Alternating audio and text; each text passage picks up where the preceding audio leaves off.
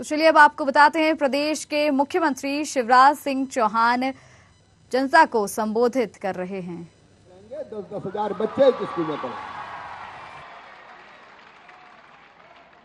सारी सुविधाओं से लैस स्कूल। और केवल इतना ही नहीं, यहां जरा 12वीं के बच्चे कौन कौन है, हाथ उठाओ, हाथ नीचे करो। अब ये बताओ, 12वीं में अगर 75% नंबर लाए तो मामा क्या दिलाएगा? तो कौन कौन लैपटॉप लेंगे, हाथ उठाओ। अब हाथ नीचे कर लो, सबई ले लो, चिंता मत करो, पैसे की कमी नहीं आने दूंगा। इस बार सीहोर जिले में 2500 बच्चों को मिले लगभग। मैं सोचता हूं कि 5-10 हजार सीहोर के ही बच्चे ले जाएं।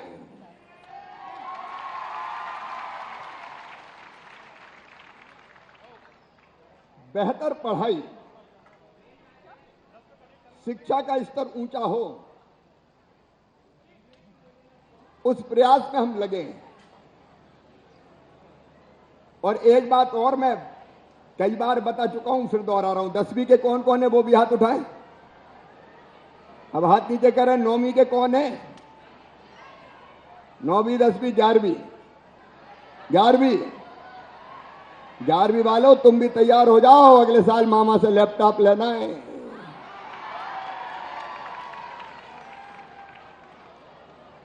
दसवीं में कितने बच्चे होंगे? 10वीं में भी बहुत बच्चे होंगे। अब मैं ये सोच रहा हूं कि 10वीं के भी बच्चों को लैपटॉप दे दिया जाए, अगर अच्छी पढ़ाई करें तो।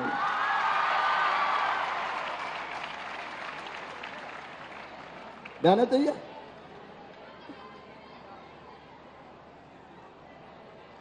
एक लैपटॉप कई साल चलता है बेटी? मेरे बेटा बेटियों,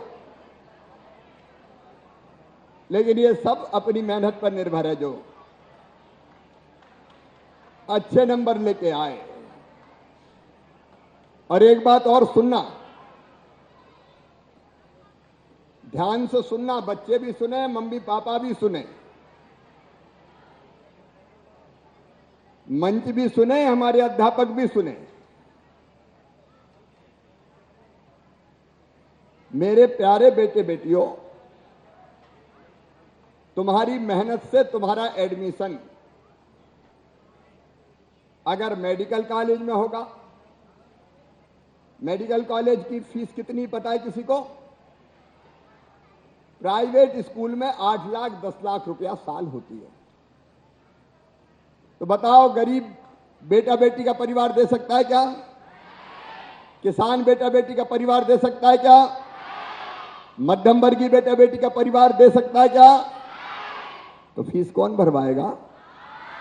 जोर से बताओ ना, कौन भरवाएगा? मामा भरवाएगा।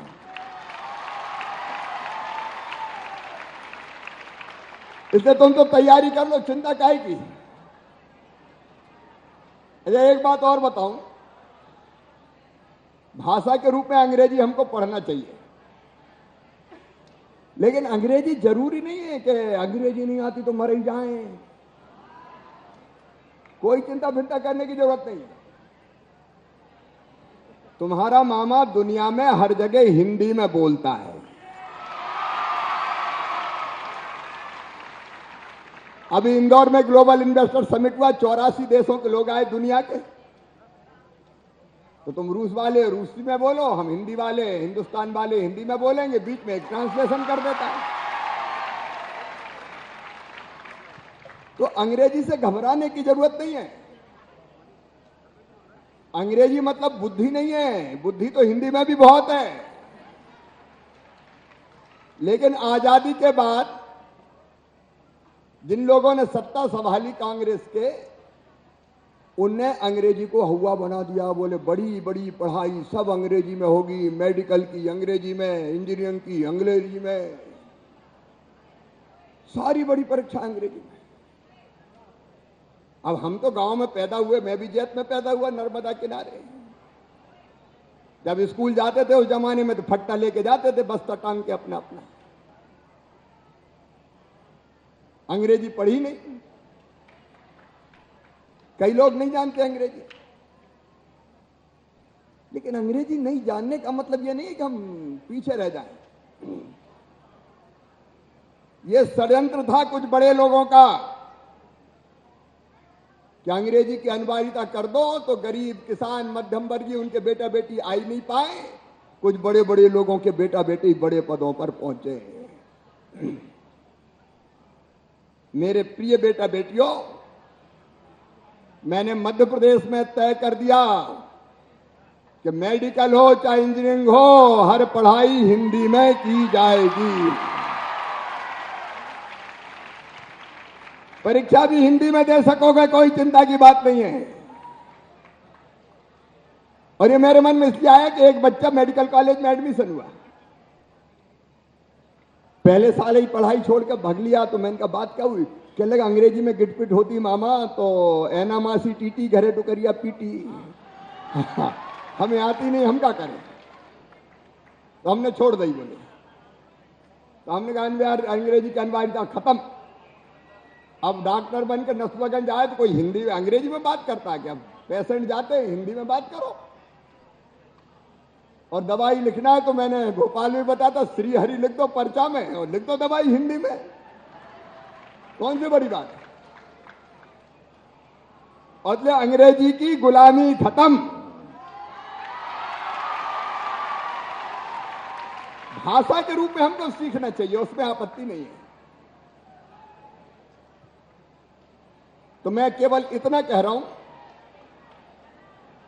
कि अच्छे से हम पढ़ाई करें, तैयारी करें।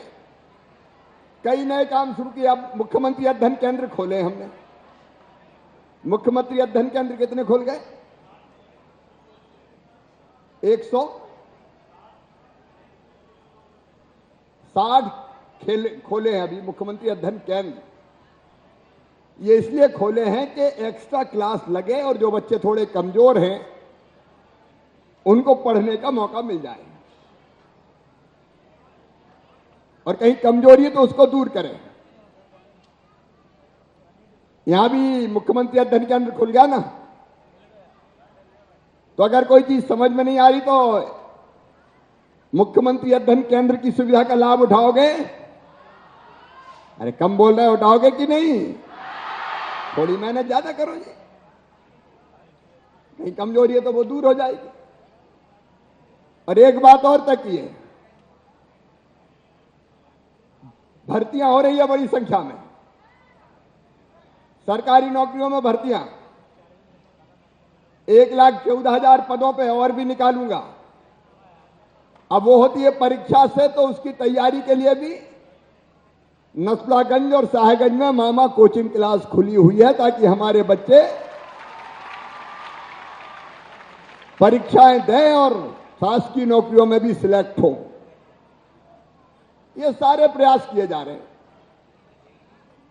मैं सभी बच्चों से यह अनुरोध करता हूं, तुम में कोई कमी नहीं है, तुम सब कर सकते हो, क्योंकि स्वामी विवेकानंद कहते थे तुम अमृत के पुत्र हो, ईश्वर के अंश हो, अनंत शक्तियों के भंडार हो और अमर आनंद के भागी हो। दुनिया में कोई भी काम ऐसा नहीं कि जो तुम ना कर सको।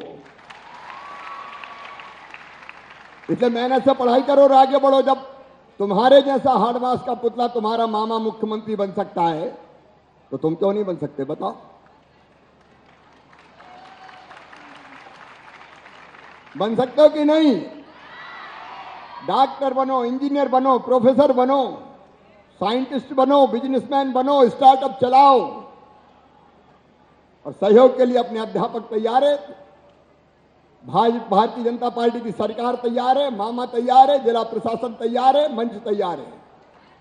तो बोलो, सब मेहनत करोगे? खूब आगे बढ़ोगे? अच्छा, पढ़ाई के साथ खेलोगे कि नहीं? पढ़ना भी और खेलना भी है। अब मुझे यह बताया गया, कुछ बच्चे सवाल पूछना चाहते हैं, इसलिए लंबा भाषण ना करते हुए तुम सवाल पूछो, मामा जवाब देगा।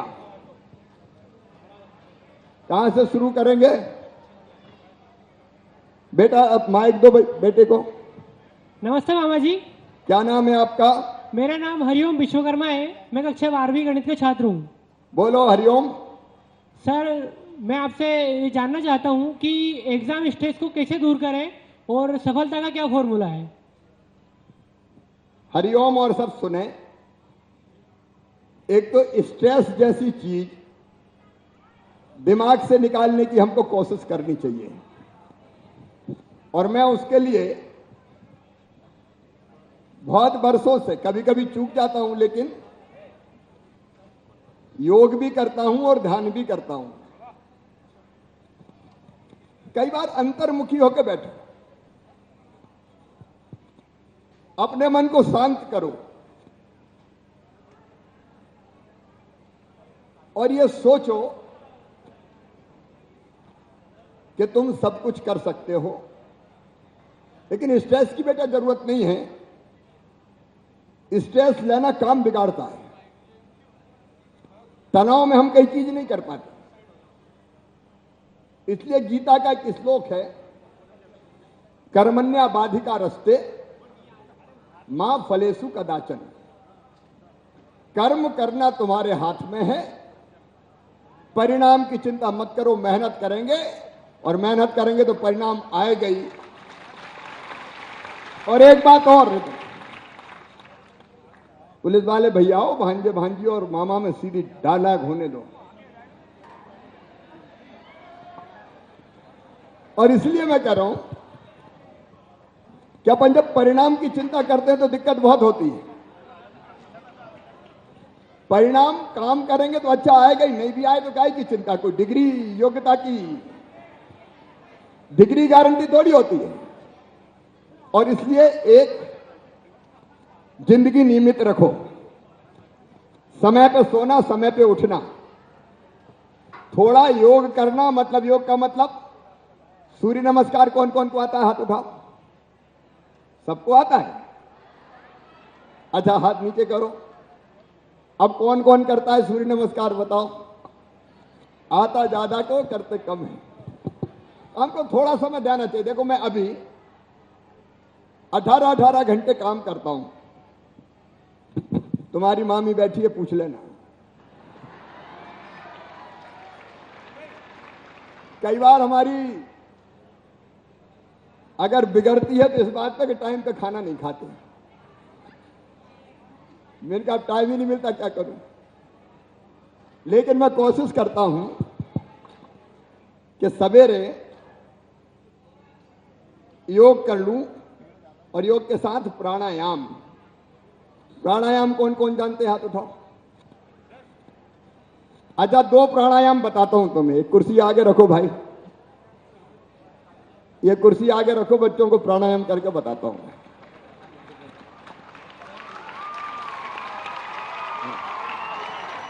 ये हत्थे ना हो तो पालती मार के बैठ जाऊंगा मैं। बिना हत्थे वाली है क्या? अच्छा चलो, ये रखो। हेलो,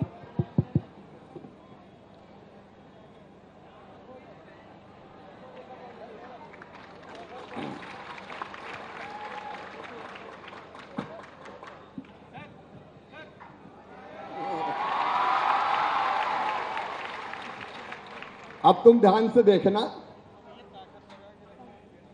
5 प्रकार के प्राणायाम होते हैं। जरूरी नहीं है कि हम हर एक करें। परीक्षा के समय भ्रामरी भी कर सकते हैं। अब ये बाकी सवाल भी पूछ, चिंता मत करो। पहला प्राणायाम, पालती मार के बैठ जाओ। इसको कहते हैं सुखासन। जैसे ढंग से बैठ सकते हो वैसे बैठ जाओ। और इसके बाद पहले धीरे धीरे जो हमारे शरीर में हवा है उसको बाहर निकाल दो। मैं बता रहा हूं कैसे। जब हवा हम बाहर नाक से निकालेंगे तो अपने आप पेट भी अंदर जाएगा। पेट अंदर जाता चला जाएगा।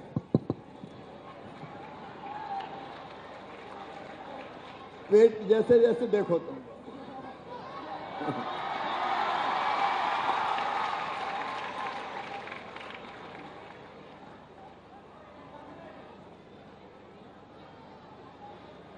अब पूरी हवा निकालने के बाद फिर धीरे धीरे सांस लो।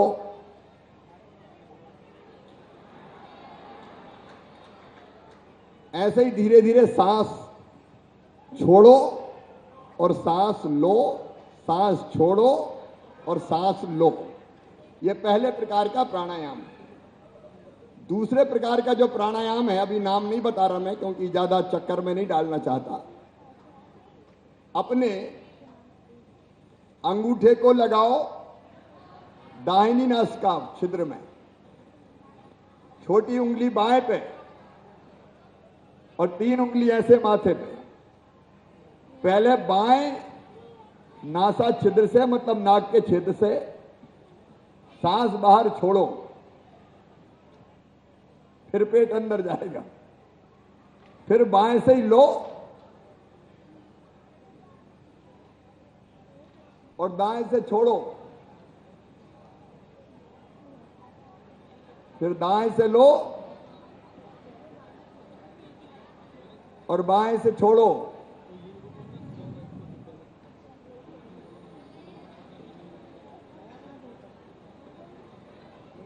समझ में आई? ये हो गया दूसरा प्रकार। अब परीक्षा का समय ज्यादा प्रकार नहीं बताता। एक है भ्रामरी, ये मन को एकाग्र चित्त करते है। भ्रामरी भी सिखाता हूं।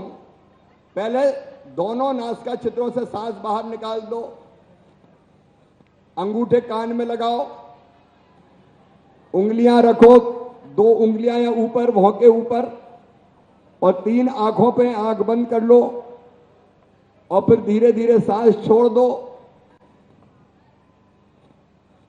और फिर भंवरे जैसा गुंजार करते हुए सुनना मुझे। धीरे धीरे सांस लेते जाएंगे। पहले सांस लेंगे, फिर सांस छोड़ेंगे तो कान में दोनों अंगूठे, आंखें ढकी हुई, आंखें बंद, और फिर ऐसे हम आवाज के साथ सांस छोड़ेंगे।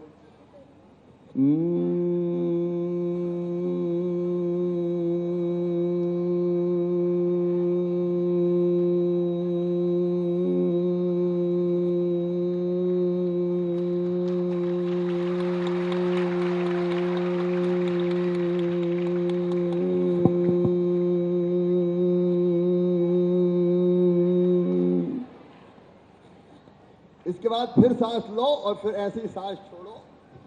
इसको कहते हैं भ्रामरी। और एक और आसान है ओम का उच्चारण। सांस लो और फिर ओम का उच्चारण करते हुए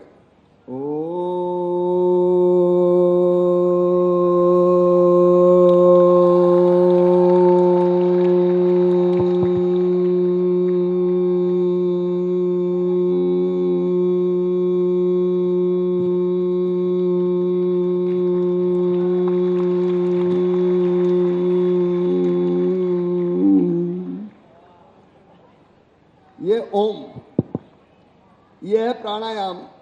धीरे धीरे सीखना इसको।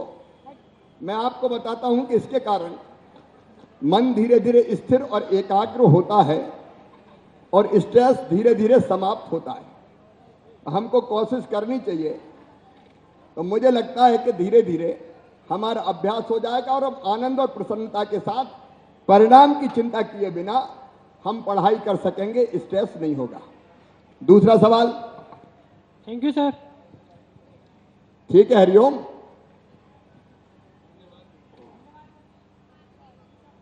माइक ऑन करो बेटी।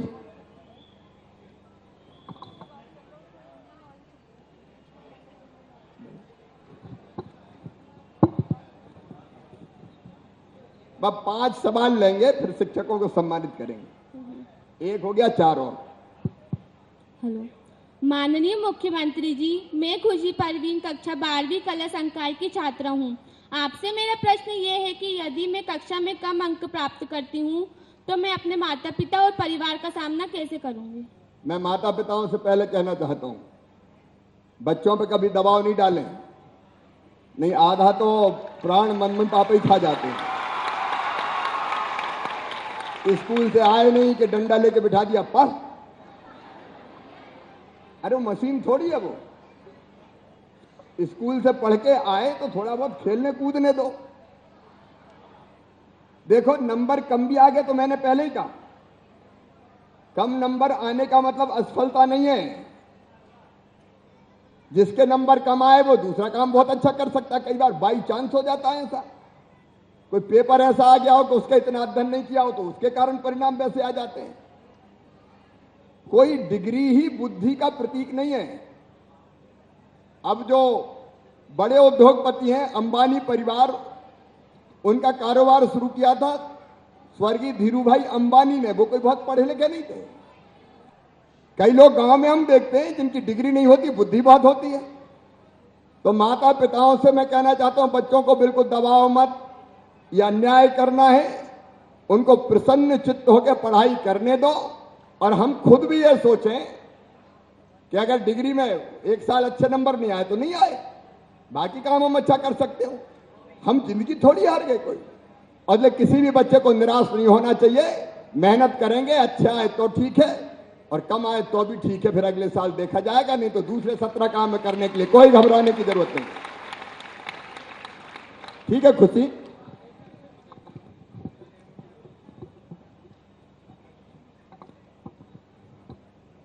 नमस्कार मामा जी। नमस्कार बेटा। मैं नितिन सोलंकी, कक्षा 12वीं गणित संकाय का छात्र हूँ। मैं आपसे ये जानना चाहता हूँ कि लैपटॉप प्राप्त करने के लिए कितने घंटे पढ़ना चाहिए? ये मेरा ही नहीं, यहाँ बैठे सभी विद्यार्थियों का प्रश्न है। बेटा घंटे का और पढ़ाई का कोई संबंध नहीं है रे।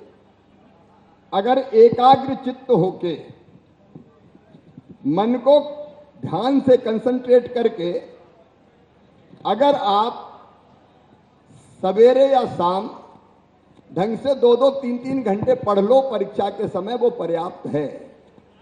लेकिन मन एकाग्र होना चाहिए।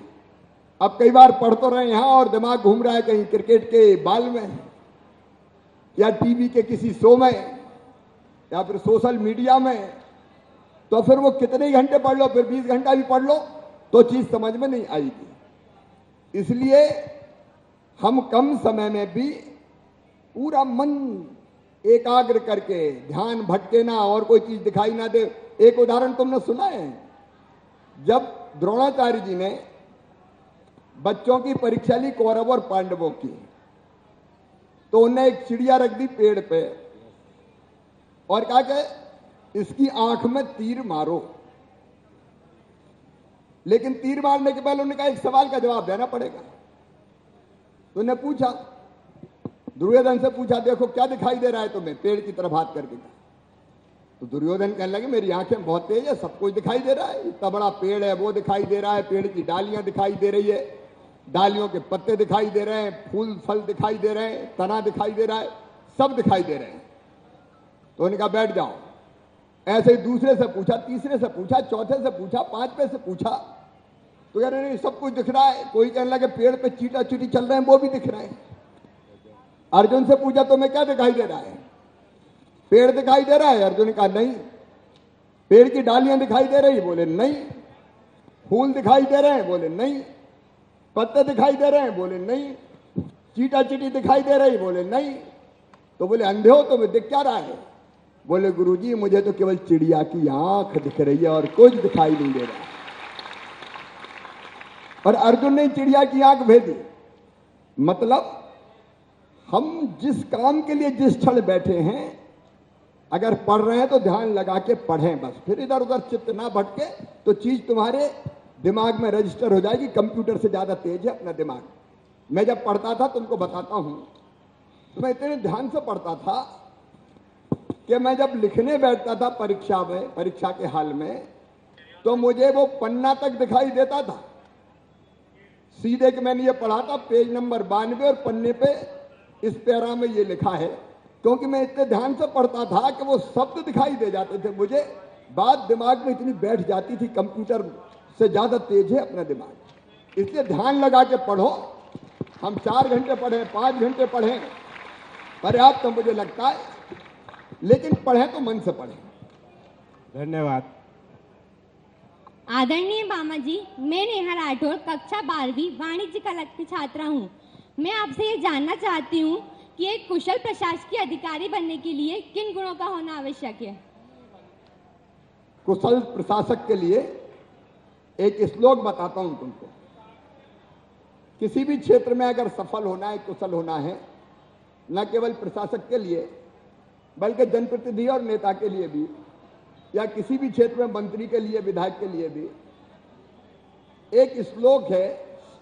भगवान कृष्ण से अर्जुन ने पूछा, अच्छा कार्यकर्ता, सात्विक कार्यकर्ता कौन? तो उन्होंने कहा, मुक्त संगो, अनहमवादी, धृति उत्साह समन्विता, सिद्धि असिद्धियों निर्विकारा, कर्ता सात्विक उच्चते। मुक्त संगो मतलब जो निष्पक्ष रूप से सोचे। कोई मेरा प्रिय है तो उसका पक्ष ले लूंगा, कोई मुझे उतना प्रिय नहीं है तो उसके खिलाफ कुछ कर दूंगा, ये नहीं होना चाहिए। मुक्त संगो। अनहमवादी मतलब जिसको घमंड ना हो, अहंकार ना हो। दूसरी चीज, मुक्त संगो अनहमवादी। धृति मतलब धैर्य। प्रशासक में धैर्य बहुत जरूरी है। कई बार परिस्थिति कठिन आती है, उन कठिन परिस्थितियों में अगर हमने धैर्य खो दिया तो मामला गड़बड़ हो जाता है। तो कठिन से कठिन परिस्थितियों में धैर्य नहीं खोना। और चौथा है उत्साह। उत्साह से भरा रहे, क्योंकि बिना उत्साह के कोई काम होता है क्या? बताओ, होता है क्या? नहीं होता। तो अंदर उत्साह भरा रहना चाहिए कि नहीं, करूंगा, करके रहूंगा, और काम में सफलता मिले और चाहे असफलता मिले तो भी निराश ना हो। और अंतिम गुण है संवेदनशीलता।